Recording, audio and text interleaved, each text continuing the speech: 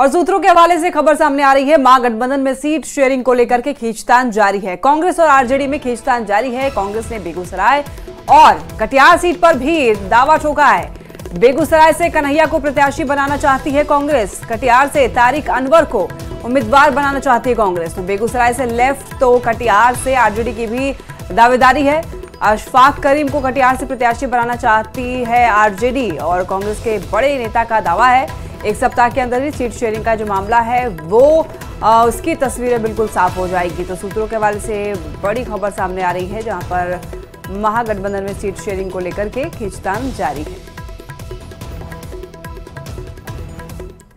लोकसभा चुनाव में एनडीए 400 पार वाले बीजेपी नेताओं के दावे पर अभिनेता से नेता बने शॉटगन शत्रुघ्न सिन्हा ने निशाना साधा है।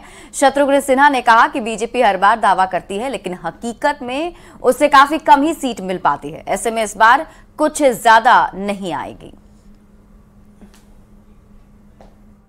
भाजपा दावा कर रही है 400 के पार। वो तो हर बार दावा करती है। उन लोगों को याद होगा, दिल्ली में कहा दावा किया था इन लोगों ने 2/3 लेकर आएंगे। 2/3 तो नहीं आई थी, लेकिन 2-3 सीटें आ गई थी। उसी तरह कहा 400 पार।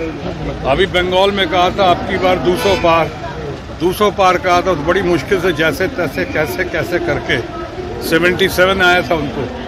तो 400 पार कह रहे हैं, तो उसी औसत से अगर चलें तो 77 + 2 कितना हुआ? 150 पौने 200 सीटें आएंगी, आना चाहिए जैसा वो कहते हैं। बहरहाल मैं समझ सकता हूँ ऐसा लोग क्यों कहते हैं। लोकसभा चुनाव के ऐलान के बाद बिहार सरकार के मंत्री लेसी सिंह का बयान सामने आया है। लेसी सिंह ने कहा है कि इस लोकसभा चुनाव में एनडीए का मुद्दा महिलाओं के विकास का होगा और इस बार के चुनाव में महिलाएं निर्णायक भूमिका भी निभाएंगी। लोकसभा चुनाव की घोषणा हो चुकी है। हमारे साथ बिहार सरकार के मंत्री लेसी सिंह हैं। लेसी जी, कितनी तैयारी हुई है चुनाव की? देखिए, हम लोगों की पार्टी की तरफ से भी तैयारी है और एनडीए के जो अलायंस हैं, हमारे अलायंस हैं, सबकी तरफ से तैयारी है। और आज चुनाव आयोग ने घोषणा कर दिया है विधिवत कि 7 चरणों में चुनाव होगा।